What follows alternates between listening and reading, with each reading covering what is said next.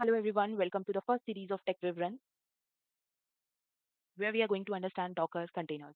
ये हमारा सबसे पहला डॉकर ब्लॉग है जिसमें हम कवर करेंगे why Docker, why containers, what are them, how they are different from virtual machines, and why Docker came to this industry and how it changed everything completely. So let's go through each and every concept quickly. Let's begin. तो सबसे पहले बात करते हैं containers की. What are containers? तो containers are the lightweight standalone component जिसमें हम अपनी कोई भी एप्लीकेशन को पैकेज करके और उसको किसी भी एनवायरनमेंट में डिप्लॉय कर सकते हैं. तो let's understand it in a different way.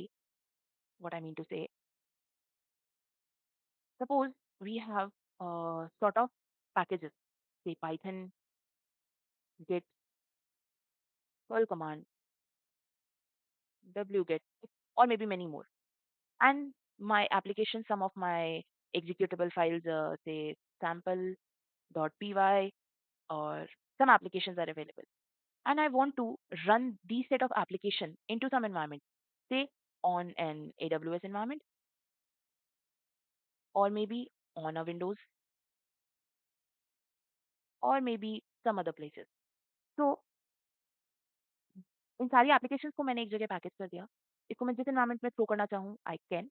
They will be isolated configuration and isolated deployment of this particular application. तो इस एप्लीकेशन को मैनेज हम कैसे करते हैं, या फिर इन सभी एनवायरनमेंट में इसके डिप्लॉयमेंट की लाइफ साइकिल को कौन मैनेज करता है, किस तरीके से ये डिप्लॉय होती हैं, how they are being scaled, वो हम देखेंगे with the help of Docker. तो Docker is an open source platform जो हमारे इन कंटेनर्स को हेल्प करता है कि हम इसको डिप्लॉय करें, स्केल करें और एक कंटेनराइज एप्लीकेशन में मैनेज कर पाए. Let's understand this with the help of comparison with virtual machine. तो सबसे पहले हमारे पास वर्चुअल मशीन हुआ करती थी. कुछ एक हार्डवेयर इंफ्रास्ट्रक्चर अवेलेबल है. हार्डवेयर इंफ्रास्ट्रक्चर के ऊपर हमने हाइपरवाइजर की लेयर डाली, वर्चुअलाइजेशन लेयर डाली. देन उसके बाद हमें कोई गेस्ट ओएस बनाना है. फॉर एग्जांपल मुझे एक लिनक्स मशीन क्रिएट करनी है. I have created a guest OS. उसके ऊपर मुझे कोई भी पैकेजेस डालने हैं, फिर मैं वो पैकेजेस डालूंगी एंड देन मैं अपनी एप्लीकेशन को होस्ट करूँ. So this is the complete procedure within a virtual machine concept. अब सेम प्रोसेस मुझे फॉलो करना है अगर मुझे कोई दूसरी एप्लीकेशन डालनी है. I have to create another guest OS and then put my packages over it. उसके बाद अपनी कोई एप्लीकेशन होस्ट करेंगे and then we will able to get that application working और running. On the other side with the containers हमारे पास कोई भी infrastructure available है, उसके ऊपर कोई भी ऑपरेटिंग सिस्टम अवेलेबल है. We don't have to think of any operating system like यहाँ पे लिनक्स है, विंडोज है.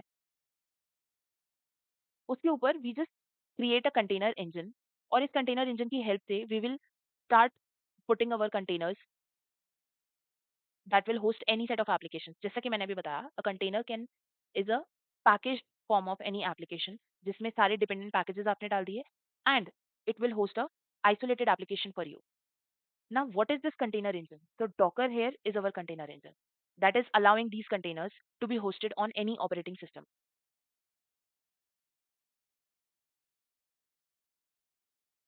Let's understand with this diagram.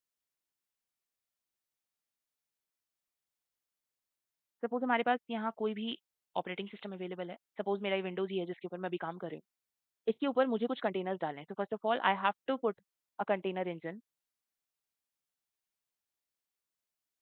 This container engine is Docker. Over this Docker, I can host my container, container 1, container 2. Now, what is this container? This is a set of packages that can include Python, Git, curl, wget, some executable files, or some other packages, and can host an application for me. What are the benefits of these applications? We'll further continue on the next slide. But the basic uses is it is isolated,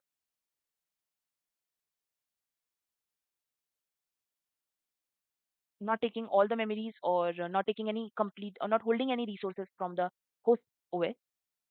Suppose if it at point of time it is using some files which take KBs to process. So the container size is very small. If it has some large executable files, suppose 2 MB, its size will increase. As soon as we increase the usage, its size will increase. As soon as we reduce it, it will be reduced. कहने का मतलब है कि ये आपकी किसी भी resource को होल्ड नहीं करेगा. आपके कंटेनर को रिक्वायर्ड था कि वो 2 एमबीज़ रैम यूज़ करे, तो आपके कंटेनर का साइज़ उतना ही शो करेगा। आपके कंटेनर को रिक्वायरमेंट है कि वो ज़्यादा यूज़ करे, तो फिर वो अपने साइज़ को बढ़ा लेगा। It's not holding any RAM, CPUs from your host machine. आपके होस्ट मशीन में अगर आप देखोगे तो रन टाइम पे सिर्फ यूज़ कितना दिखाएगा, जितना हमारा container at that point of time use कर रहा है। So that's why we say that this is a lightweight technology. Let's understand why we choose virtual machines, why we choose containers over virtual machines. So containers क्या करते हैं, वो अपने host OS का kernel share करते हैं। जैसा कि अभी हमने बताया, small in size, faster to start. जितने छोटे साइज का होगा उतना हमें हमारे होस्ट ओएस के ऊपर लोड नहीं पड़ेगा कि उसको कोई भी मशीन स्टार्ट करनी है या कुछ भी है। That's a light weight component.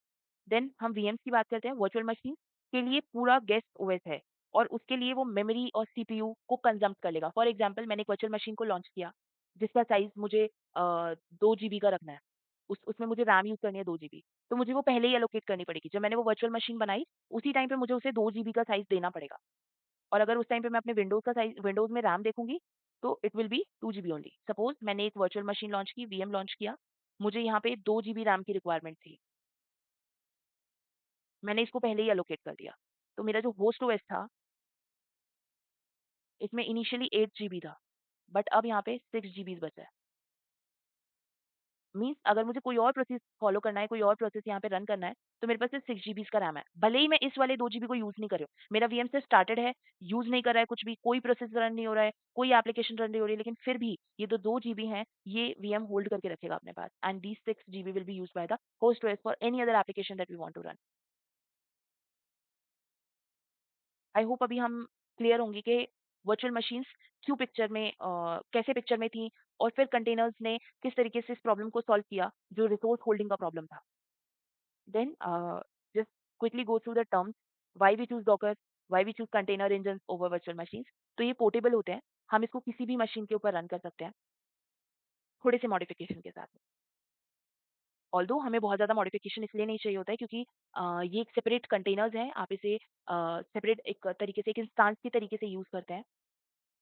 इसमें लोकल मशीन का इन्वॉल्वमेंट नहीं होता है एंड किसी भी एनवायरनमेंट में आप इसको डिप्लॉय कर सकते हैं।